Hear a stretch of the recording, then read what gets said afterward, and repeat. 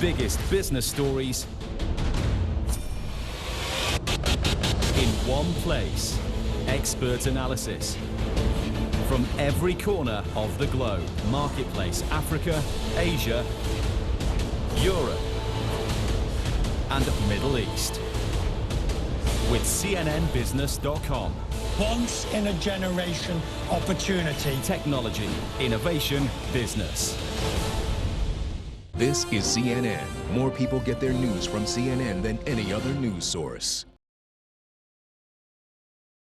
I'm Michael Smerconish. No, this is not Philadelphia, Pennsylvania. This is Warsaw, Poland. Of course, we'll continue to keep you advised of all the events pertaining to Uvalde and the tragedy in Texas. But I'm here joined by the United States Ambassador to Poland, Mark Brzezinski. Thank you so much for being here, Mr. Ambassador. I'm privileged to be here. I wanted to come here today and shine a light on exactly what's going on in this country vis-a-vis the humanitarian outpouring toward Ukrainians in need. The longer that I'm here, the more folks that I speak with, I can't help but believe that they've borne the brunt of Nazism, the Holocaust, communism. They see themselves in the Ukrainians. Michael, witamy we Warszawie. Welcome to Warsaw. Thank you. And thank you for coming to Poland. Thank you for coming here to bear witness. For Poland, this is 1939. This is an invasion by a foreign occupier, a cruel repressor. And what you're seeing in Poland here, what you're bearing witness to, is the Poles doing what they wish they had done in 1939 and fight back. And that's why you see the young people organizing on social media, getting into their cars, going to the border to rescue Ukrainian refugees coming across the border. This is the only country in world history which has had a national policy to put every arriving refugee into someone's house or home, a whole new bar. I was at the Global Expo facility 2 days ago, 2,000 people, women and children. I met a 4-generation family from Kherson. They have Russian invaders still there, literally, Ambassador, and I know you've heard the story so many times. They left only with the clothing on their backs, and there they sit today with no idea as to when they'll be able to go back. And imagine, Michael, 3 million refugees came into this country over the last 70 days. I served as U.S. Ambassador to Sweden for 4 years. The Swedes are rightfully proud for having brought in 1 million refugees over 20 years. This country, Poland, has brought in 3 million refugees over 70 days. And they're, again, putting them in every arriving refugee into someone's apartment or home. And it's working, but there will be capacity issues. Do you have concern that at home, folks' attention span, especially now with the tragedy in Texas, will be diverted? I bet you've seen the polling data that suggests that as the economy worsens, as inflation continues, Americans say we want to help Ukraine, but we're also worried about ourselves. Of course, and we have to be worried about ourselves, and there are many disasters and challenges that we face. But what do we face as Americans here in Poland and Ukraine? It is a collision between democracy and authoritarianism, and I'm so proud to work for a president, President Biden, for whom I think this is his finest hour. He's invested decades in learning about his challenge, and I think Congress has reacted to that by passing legislation authorizing $40 billion plus to support Ukraine, the devastation there, and the countries supporting Ukraine, because we cannot fail. We cannot allow Putin to win and take over a country, because that sets a precedent that big and strong countries can bully weaker countries. That is a terrible precedent going into the 21st century. For God's sakes, this man cannot remain in power. The president said those words in your presence. He was here to see you and, of course, to see the Polish representatives just a few blocks from where we're located. Should he have walked that back? I was so proud of how President Biden represented America when he came here, because he did 2 things. First of all, our president showed empathy. No one shows empathy better than Joe Biden, and the refugees at the stadium and who met him felt it.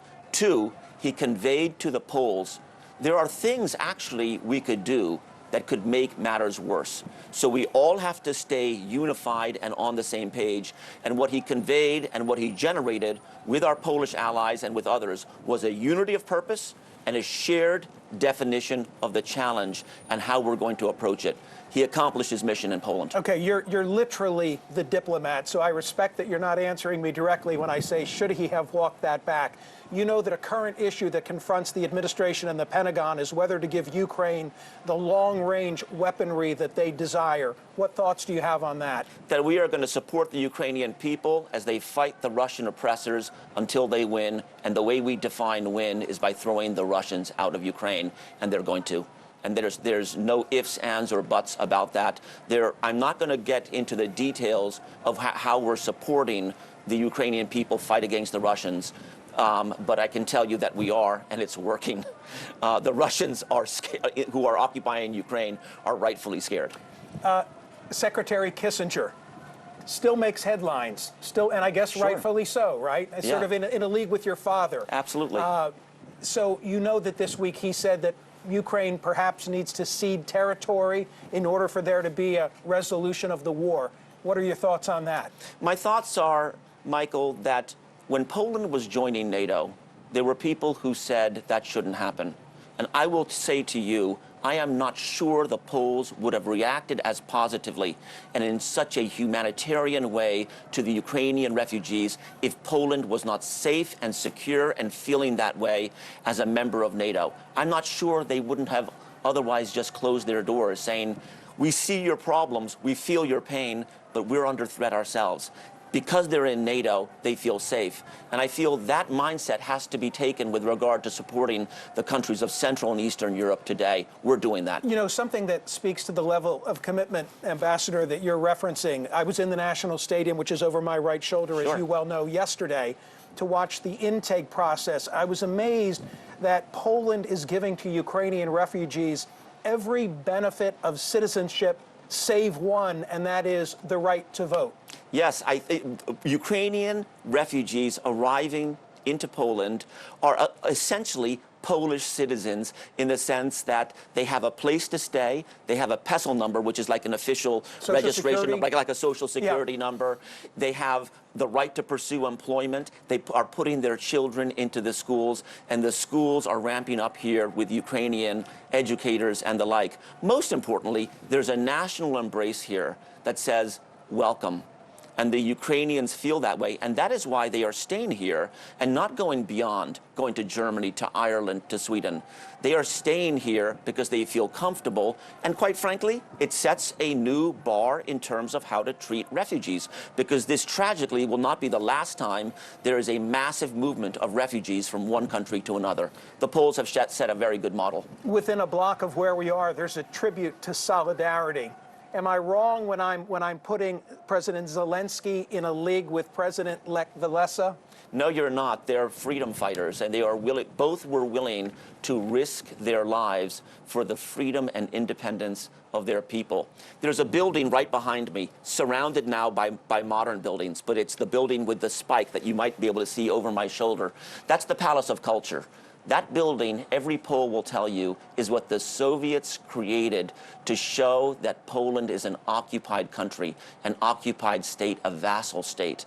Zelensky is refusing to allow Ukraine to be that state, and America and Poland are supporting him. It's important that President Zelensky has told U.S. officials there are two militaries he works with who will not flee, the Polish military and the U.S. military. Well, things just haven't changed. I mean, it was Lech Walesa standing up to in the height of the Cold War to the Soviet Union, and now it's President Zelensky, supported by the Poles and the United States, to Putin and to Russia.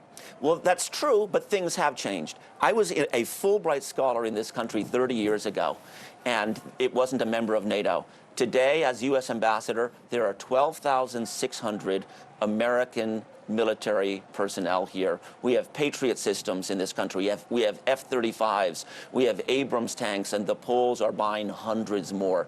Things are changing to make sure Central Europe is safe and secure, but we have to expect a long-term struggle here. It would be great if Putin left Ukraine next week. I'm not sure that he will. We have to be prepared for a long-term struggle. And I know that we are, because I know my fellow Americans understand what is at stake here. This is a collision between democracy and authoritarianism. I hope that you're right and that we hang in terms of our support and our attention and follow the lead of the polls, because it's a remarkable story, and I've been privileged just in 24, 48 hours to see it. We're so pleased you came to Poland, Michael. Thank you. Thank you. Thanks, Mr. Ambassador. I Thank you, appreciate Michael. it. I'm going to turn my attention to the tragedy in Uvalde, and we'll talk about what transpired in Texas.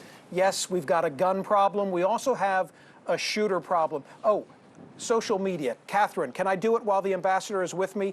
Give me something from social media that we can respond to in real time. I take tweets and I take Facebook comments and Twitter responses. What do we have? Can you put it up for me? Russia is the largest country in the world. What more territory do they need? Let's call it what it is: land invasion and genocide. You want to respond to that? Absolutely. Putin is insulting his own people. He thinks the people of Russia want some kind of resurrection of a czarist Russia that includes Kiev and Odessa. Is that what Russian young people want? Is that what Russian business people want? To be disconnected from the West, not able to travel, not able to study abroad, but instead to have some reflection of old czarist Russia? It's ridiculous, and Putin has degraded the opportunities for his own people. Said beautifully. Okay, I'm Michael Smerconish. I'll be back in Warsaw right after this. Thanks again. You get combat. Connecting Africa in association with Afrexim Bank. OPay is Nigeria's foremost financial inclusion service provider. Everywhere in Nigeria today, even in the remotest part of Nigeria, we have a large agency banking business with more than 500,000 agents across Nigeria. But we're also the last mile in terms of access to financial services for more than 10 million Nigerians, many of which do not have any form of bank account through the OPay digital wallet. We go to where banks cannot go to. We are much more nimble. We are more tech-oriented. Therefore, we can deploy in a more agile way and get to reach far many more areas. That is where you find OPay. The excluded in Nigeria will be truly brought into the formal financial services, and that's our mission.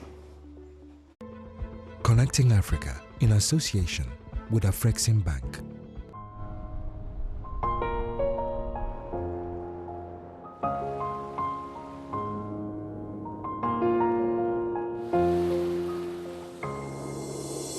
We share this place, we all belong.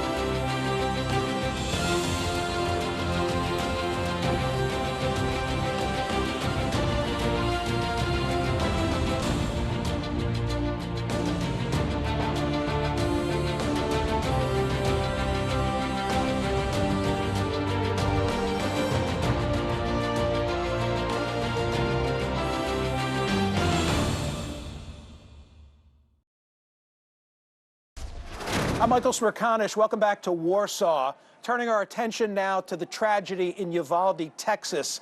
I want to talk about the timeline. I want to talk about the latest information and do so with John Kernut, the co-founder and assistant director of Alert. John, you heard yesterday Steve McGraw as he spoke of the difference between an active shooter and a barricaded subject. Of what significance is that distinction? Thank you for having me. I appreciate it. So there's terminology that kind of describes the type of situation that we're dealing with and what actions we should take. An active attack is something that's ongoing. We use terms like driving force to kind of help people understand decision making under stress. So if there's active killing going on, we go in there quickly to stop that. But there's also another clock that has started ticking, and that's the one that we're up against. And that's also people that have been injured prior to our arrival, and once we got on scene, trying to make contact with and stop the attacker.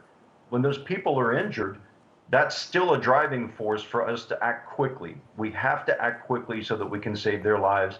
They need to be taken to a higher level of medical care.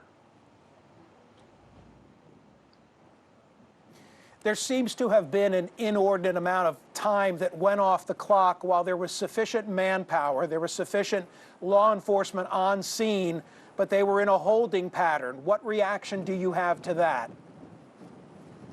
Well, we understand how things can get very chaotic and get off script, if you will. And there's a difference between training and reality. So we try to make training as realistic as possible so that we can put people in uncomfortable situations and test their decision making and their capabilities. And there's two words, really. There's capabilities, the skill set that they need to have, but the capacity to perform when it matters. And that's kind of a mindset issue. How does this work when we apply it in realistic conditions? So if we don't put ourselves in those conditions in a training environment often enough and high intensity focused training often enough, then it's very difficult to say that we're going to do things as quickly as we need to or as we would like to when we're met with gunfire and all the chaos of the actual event takes place. Is law enforcement, are members of law enforcement in this case being too harshly judged? Well, I don't think anyone's going to be a bigger critic of them than themselves looking back on this, but we are held to a high standard, and rightfully so. People's lives are at stake. So we do have to push to get training and equipment under good leadership. All of that really has to be in effect for the things to happen the way people want them to happen. But that is all what we're talking about here. Why did it take so long to get to that point? Okay, so how much training have we done? How much have we really pushed ourselves outside our comfort zone in our training to be able to perform like that on game day? One of my favorite analogies to use is professional sports. One of my favorite players, Steph Curry. He's the greatest shooter that the game has ever known, and he still shoots 50% from the three. He has all those records. In training, it was documented one time that he shot over 100 three-point shots without missing. That's incredible. But in game time, it's a little bit different. He's still really good. He still practices all the time. These are analogies that we try to make to imply that we have to train more, we have to train harder, more often, in order to be able to perform as close to perfect as we'd like to be. I know that you spent 18 years as a SWAT officer yourself. So as you look at the data that is now known to the public, what is drawing your attention? What are you most confused or concerned about? Well, obviously that somebody like that would get a rifle and go and do something like this at that place. Obviously that there was a door that was left unsecured. Obviously that he was able to get into the interior classrooms once he did get inside the building. And then obviously when the door is closed and locked and we can't get in, we have to have special training and equipment to be able to defeat that door quickly. We have to get in there and stop this attacker. There are people in there that are already injured. They need medical attention. They need to be evacuated to a higher level of care. And it's up to us to arrange that meeting. We have to do more, but we have to train more, and we have to have more support, and we have to have more time and more equipment so that we can be more capable. I hate to be an armchair quarterback, and I consider myself to be very supportive of law enforcement, but the idea that this was now a barricaded situation is out the window when you hear more gunfire, right? I mean, initially there's a lot of gunfire, more than 100 rounds that go off, and now law enforcement respond. They're not sure what the situation is, but the moment they hear more gunfire, shouldn't they have been through that door? Yes, there is a need to get in there and stop this person. Now, it's easy to say that when the door's closed and locked and rounds are flying through the door and you're getting hit by those rounds. You may not be able to get through that door, so you find another door. You find a window, you create a hole where there isn't a hole. You find a way that you have to get in there, you have to stop this. What's happening in there is active, and we're there to stop it.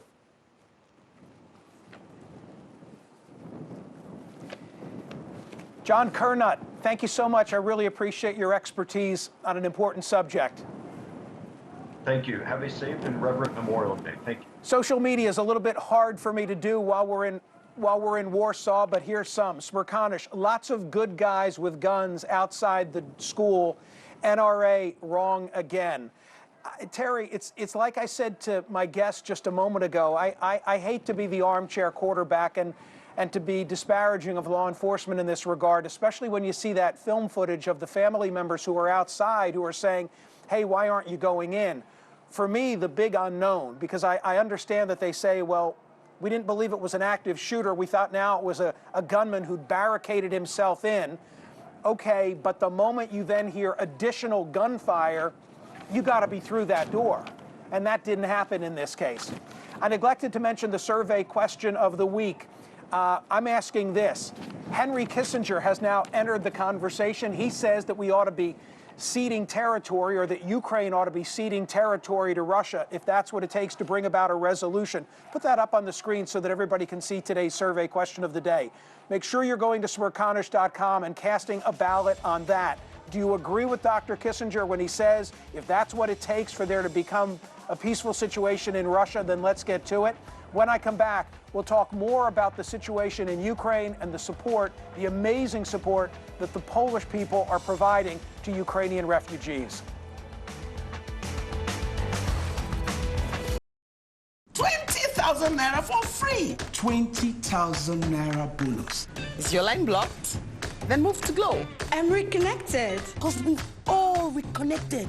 And it's simple, simple. Dial *109# and link your NIN to your new or existing Glow number. Get up to 20,000 naira for free with Glow. 20,000 naira bonus free. Yes, sir, free. Naija, what are you waiting for?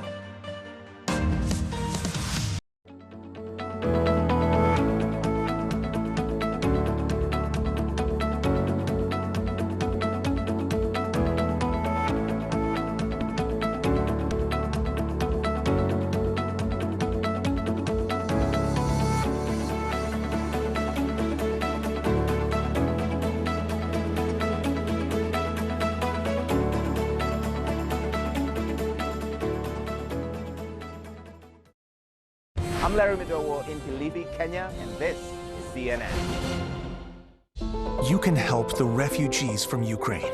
Join the over 80,000 who've already raised millions for food, shelter, and more. Explore cnn.com/impact. Click to take action.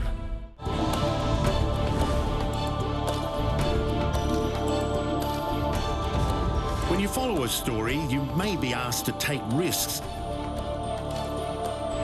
And sometimes go down a path that's not marked. Where Iraqi troops would pre-position and these Americans would advise them. These protests are a test for Hamas. Any understanding between Israel and Gaza could quickly fall apart again. The protesters are just outside a military base. They're throwing rocks and security forces firing tear gas. When you dare to take risks, you witness passion and persistence. And they just want to get their past be processed so they can get out of this facility. And that's where change happens. The one thing they have in common is a determination to keep going.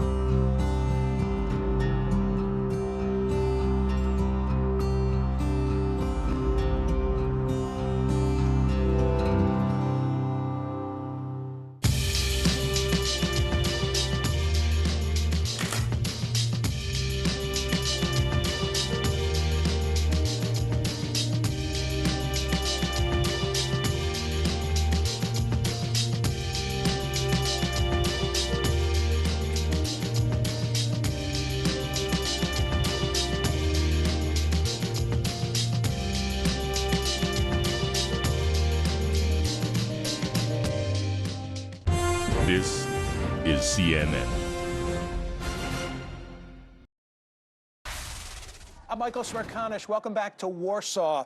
Radek Sikorski, I'm privileged to have as a guest. He has served as Poland's Minister of Defense, Foreign Minister, and Speaker of Parliament. Mr. Sikorski, you know that our former Secretary of State, Henry Kissinger, Dr. Kissinger, said this week that he thinks Ukraine needs to be prepared to cede land to Russia if that's what it'll take to bring about peace. What reaction do you have to that?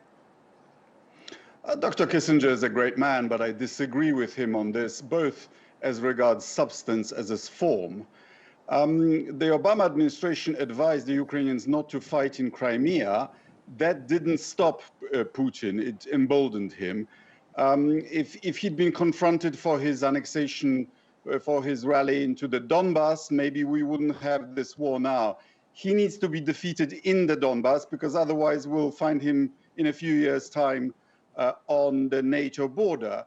And also, remember, Ukrainians have politics too, and such advice, even when well meant, should be given in private, because Mr. Zelensky also has rivals, and it's his people who are being raped, kidnapped, deported, and murdered.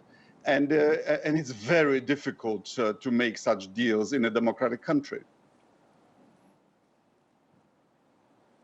Does this end by negotiation, or must it take the outright defeat of Vladimir Putin to bring about peace? Remember, Putin wants all of Ukraine. He denies Ukraine the right to exist. He doesn't believe Ukraine is a separate nation. And on occupied territory, they are actually exterminating Ukrainian culture, Ukrainian elites, the very notion of Ukraine.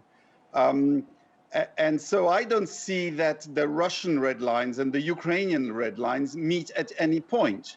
It would be good for Putin to lose so that Russia, the broad elites, learn that neo-imperialism is costly and doesn't work. You know that right now the Biden administration and the Pentagon are trying to make a final decision as to whether to supply Ukraine with long-range weaponry that they so desperately are requesting. We're, of course, all mindful of the United States' unwillingness to backfill Poland with F-16s so that they could supply the MiG-29 fighters. What do you think the U.S. should do relative to the long-range weaponry? Well, first of all, Ukraine is a democratic member of the UN in good standing. It has been invaded without giving provocation. We are absolutely in our right to sell or donate any kind of equipment that Ukraine requires for its self-defense. But I agree that Ukrainians should not be attacking Russian territory, and they've been very careful about that. So I think we could supply them those weapons, provided they undertake not to use them against Russian territory. We should also deter President Putin from making nuclear threats. Remember, Ukraine gave up a huge arsenal in the 1990s for Russian assurances of security, which have clearly been broken. So I think the US should persuasively tell President Putin that if he were to try to use tactical nukes, the US has the option of giving Ukraine their nukes back.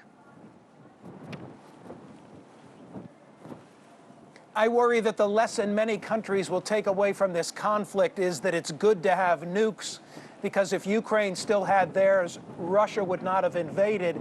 And but for the nukes that Russia possesses, I'm convinced that NATO and other nations would be handling Russia in an even more aggressive fashion.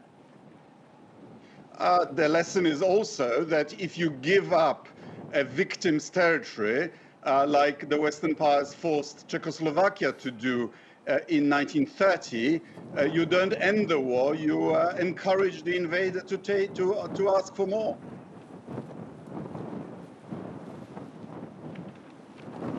Mr. Sikorski, I'm in Warsaw in part to shine a light on the humanitarian efforts and the generosity that the Polish people have shown toward fleeing Ukrainians. I know this is something very important to you. Can you speak to that subject as a Pole? My impression is that Poland, having been through Nazism, the Holocaust, the occupation, and communism, see themselves in what's going on in Ukraine. It's older than that. The Russians have been invading us for about 500 years. So we feel Ukraine's pain. We feel that they are fighting our fight, and that the least we can do is to protect their women and children. Yes, the outpouring has been genuine and lasting. I mean, in this house that you're seeing, I've had 2 families, 10 people. Now we have another family, 3 people, and it's like that all over Poland. We should help them to win this fight. President Putin should be stopped as far away from the borders of NATO and the European Union as possible. And finally, Ambassador Brzezinski was my guest here moments ago, and I briefly discussed with him some polling data from the United States that says Americans are supportive of Ukraine, but when the American economy is headed in a downward direction, they become more concerned with their own situation. My final question to you is, what would your message be to Americans watching this now? Well, wars always cost. But if at the price of some pain now, we defang Russian imperialism and send a very strong message to China that recovering so-called renegade provinces is very expensive and had better not be tried, then I think on the whole we would save ourselves money. Radek Sikorski, thank you so much for being my guest. I'm very appreciative. My pleasure. Thank you, sir. A little hard to do social media from Warsaw, but let's give it a try, Catherine. Are you able to put something up on the screen? There we go. What part of the United States is Kissinger willing to give up? Says the shizzle. I'm not sure if I'm more impressed with your screen name or with your commentary. Don't forget, today's survey question at smerconish.com asks, do you agree with Henry Kissinger that Ukraine should be prepared to cede territory to Russia to help end the invasion? When I come back to Warsaw, I'll turn my attention to what's going on at home, the events in Uvalde, and we'll talk about some of the commonalities shared by so many of these mass shooters. We'll do that in a moment.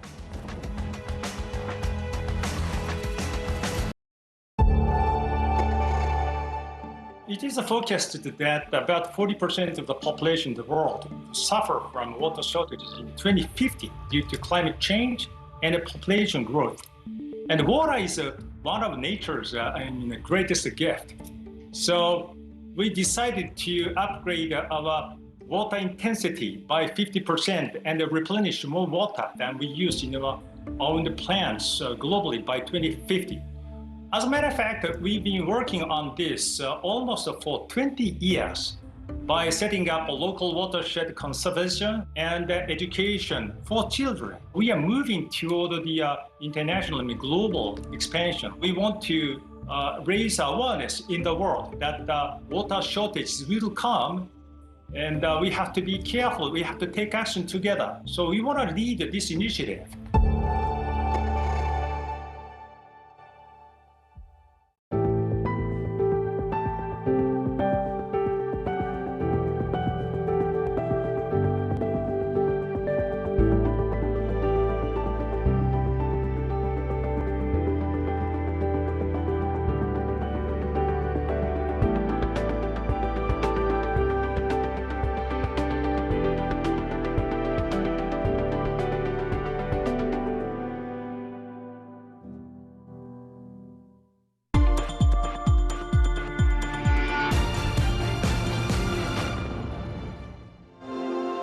Free the Girls is an anti-trafficking organization that was started to help survivors re-enter the workplace through the sale of secondhand bras in used clothing markets around the world. My name is Dave Terpstra, and I'm co-founder of Free the Girls. One of the things that we discovered that survivors struggle with is getting back into society after they've been rescued, after they've been rehabilitated. How do they re-engage real life? And so we created a program that's designed to help them start their own micro-enterprise and grow their own business for themselves. We have women donate bras, and as we say, bras are something women wear close to their hearts. And this is an issue that touches the hearts of many women, and they want to play a part. They hear about these women who are traumatized, who have been trafficked around the world in terrible situations, and this is such a tangible way for them to reach out. When CNN first came 10 years ago to tell our story, we hadn't yet shipped our first container of bras. And CNN was there to record the entire process when that container arrived. That first container had 30,000 bras. We've since shipped 9 40-foot containers. Over 1 million bras have come here to Mozambique for our women to sell. That has transformed some lives. Connect the World with Becky Anderson. It all starts here. Changing, fighting, creating, connecting. That's why we're here. We live here, we work here, we're from here, and we'll go wherever the story takes us. I'm Becky Anderson in Tehran. We are in Jerusalem. Real news that shapes our world. Exploring not just what's going on, but why. I just want to press you on one further point. Getting perspective on this region from this region. Places that many of us know, but few of us get to see. Observing countries on the move, still rooted in tradition. It all starts here, and that's why we're here, bringing you the world from our Middle Eastern hub. Connect the World with Becky Anderson, Monday through Friday on CNN.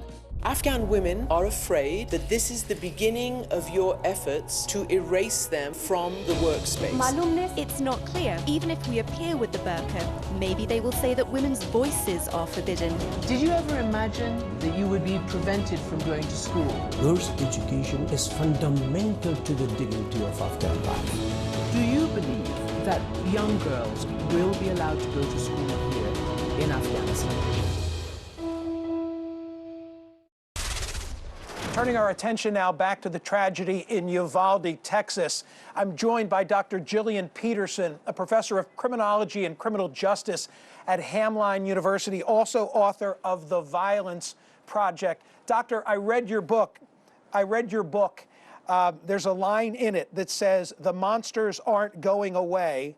There are more and more of them." You say the monsters aren't them. Oh, sugar. Okay. Well, we don't have our guest. We're going to have to go to break. We'll make our connection, and then we'll come back to Warsaw.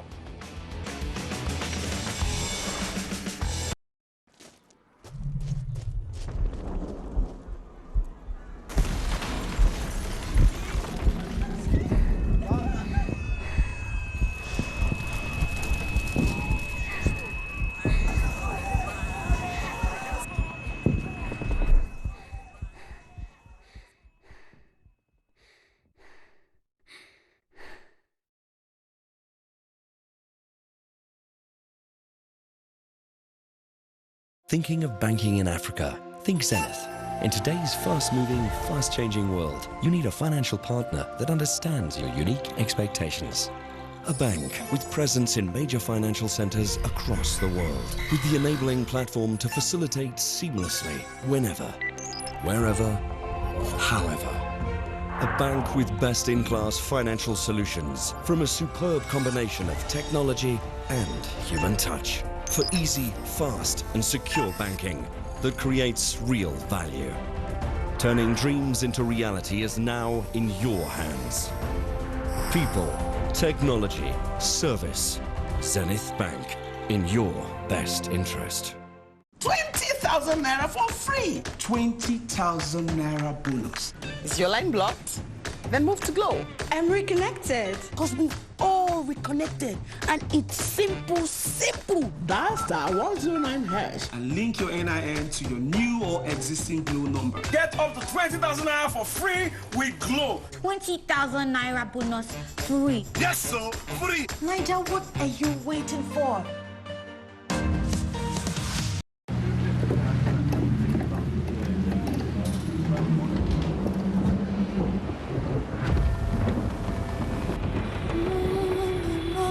Shortly in South Africa.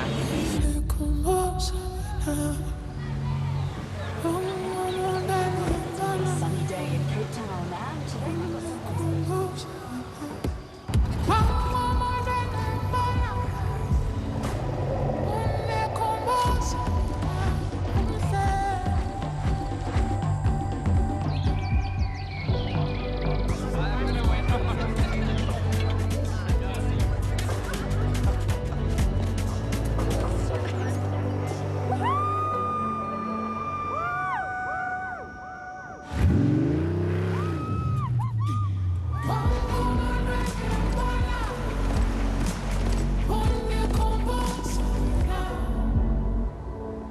We invite you with open arms to our wonderful country.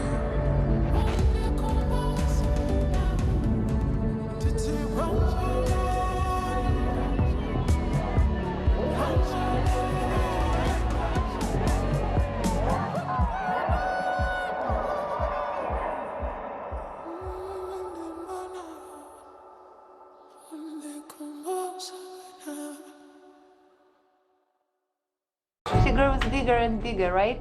A mother Happy birthday, honey. caught in a war. We should not forget, we should not forgive. Her story, We have these new threats from Russia is because they are very angry. We are angry too. and one anchor's journey to meet her. So nice to meet you. Has it helped making videos? Maybe I will die, but this video will be left behind. An Anderson Cooper 360 special report, A Mother's Diary of War, Monday. Have you been bitten by the bug of curiosity? This is CNN 10. My name is Carl Azus. I'll be your explainer-in-chief. Global news. International relations are the key factors. Relevant stories. Everyday people whose action is changing their community. Complex issues explained. We're going back to the future. And 10-second trivia. You get a perfect 10 out of 10. All in 10 minutes. Stream at cnn.com/CNN10. I'm Melissa Bell in Kyiv, and this is CNN. Welcome back to Warsaw. That is today's survey question of the day at Smerconish.com. Do you agree with Henry Kissinger that Ukraine should cede territory to Russia to help end the invasion? Make sure you're voting at the website. I'll give you the results at the end of the hour. I'm joined now by John Lynch. He's a founder of Corporate Aid for Ukraine. You've been my Sherpa for the last 24, 48 hours. You're an American. You came 30 years ago. You never went home. How come? I originally came in 1991 after the fall of communism. It was supposed to be a one-year program to kind of help capitalism get started, and fell in love with Poland. You understand why now? Now I do. I mean, you said to me, you've got to come see this incredible outpouring, and now I've seen it. Describe. Yeah, so we were all following the news before the war. People in Poland were more skeptical than America, kind of more rather expecting the war. And then when it happened, tens of thousands of Ukrainians headed to the Polish border, the place they found safest to come. And of course, there was no plan for taking so many refugees, so the Polish people got into their cars, drove to the border, took Ukrainians into their homes, and this is an incredible outpouring of support for Ukraine from the Polish people, as we've talked about on this show. And I never felt more proud of the Polish nation in the 30 years I've been living here. And you said to me yesterday, and others said to me yesterday as I was touring the Global Expo and then the National Stadium, don't lose sight of the fact that what you're not seeing are those random acts of kindness that the Polish people undertook on their own without an NGO, without any government oversight. They just drove to the border and brought people back to their homes. Yeah, I wrote the article called 10 Million Volunteers about the ragtag fleet of complete uncoordinated activities to help Ukrainian people. And myself, my company, we sponsored a small home outside of Krakow to put up people. Almost everyone I knew took people into their homes. So it was incredible. I think amongst the worst bit of humanity of what's happening by Putin in Ukraine, you saw the greatest piece of humanity, probably one of the greatest in history. And maybe the reason, John, is that behind us is a gorgeous city, but a city that 85% of it was destroyed in World War II. We Americans see the footage on television of what's taken place in Ukraine. These folks have been there. They understand it. They learned it from their parents and from their grandparents. Yes, the one thing you learn when you come to Poland, if you live here like I do for a long time, is World War II is not history. Right. It's living in people. Everyone's grandmother or grandfather told the stories. Everywhere you turn, like on the tour we had of Warsaw, every building has a little sign reminding us some terrible things that happened there. So people grow up, not in a cynical way, but in a cautious way. You need to be careful about certain neighbors that we have here in Poland.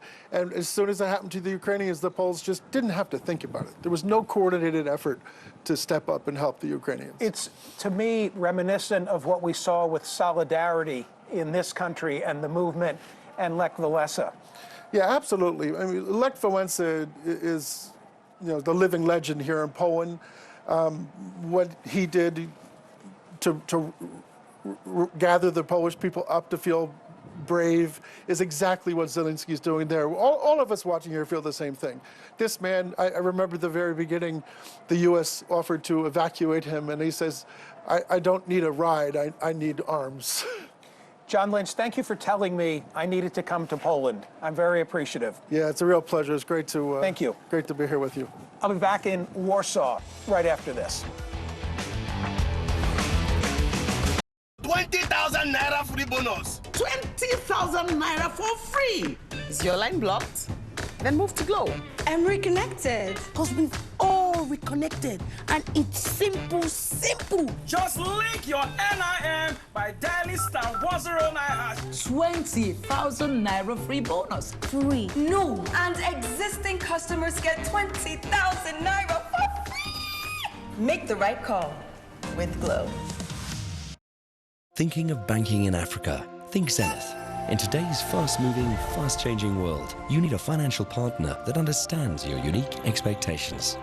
A bank with presence in major financial centers across the world, with the enabling platform to facilitate seamlessly, whenever, wherever, however. A bank with best-in-class financial solutions from a superb combination of technology and human touch for easy, fast, and secure banking that creates real value. Turning dreams into reality is now in your hands.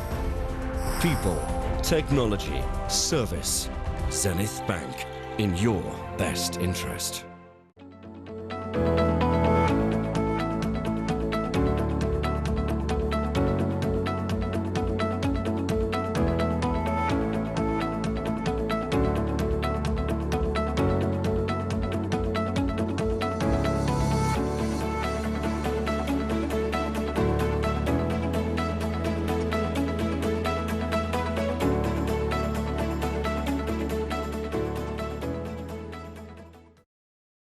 I'm David McKenzie in Cape Town, and this is CNN.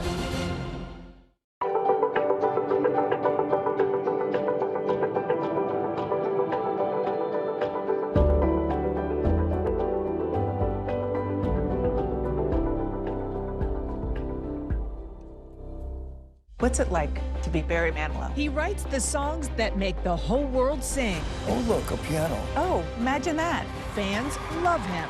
You're one of my idols. Critics, not always. It wasn't just one critic, it was all of them. Join me as I ask Barry Manilow about being famous. There were a couple of years there that I was a brat. Being inspired. My proudest moment as a songwriter. And being an icon for decades. Being Barry Manilow, Tuesday on CNN.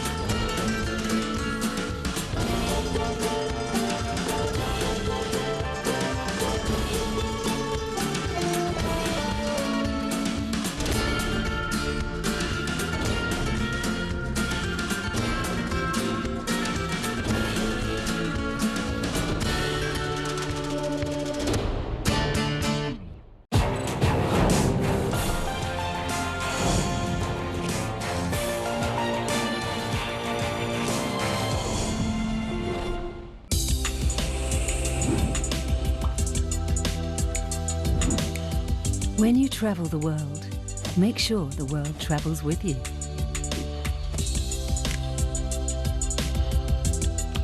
Check in, log on, and get connected with all of the latest developments at your fingertips. CNN Partner Hotels, connected to your world. Out front tonight, a potential breakthrough in treating coronavirus. We've gotten very little help from the federal government. Could all this spending lead to a bigger economic crisis? One of our viewers saw you last night on the show. She says she's going to pay your rent this month. Shut up. I want to go now to an incredible story of survival. Would you do it all again in terms of being a nurse, knowing that that could put you at risk for this? I want to help people more than I ever have. Erin Burnett out front on CNN. I'm Tumana Karachi in Istanbul, and this is CNN. I'm Michael Smerconish. Welcome back to Warsaw. I want to turn our attention again back to the tragedy in Uvalde, Texas. I'm joined now by Dr. Gillian Peterson. She's a professor of criminology and criminal justice at Hamline University and author of the book, The Violence Project. Dr. Peterson, I read your book with great interest. You say, the monsters are not them, they are us. What does that mean? I think we have a tendency to think of the people who do this as these just completely evil, psychopathic monsters. And of course, they're doing monstrous things. But that prevents us from realizing that before they do this, they're a kid in our classroom. They're a relative, they're a neighbor, they're a coworker. These are people who are in our communities, who we see every day, that do these monstrous things. So in order to recognize the warning signs, we have to be willing to realize that these are insiders. They're not scary outsiders. You and your co-author, you wrote to all the alive, known, obviously incarcerated mass shooters. 5 wrote back.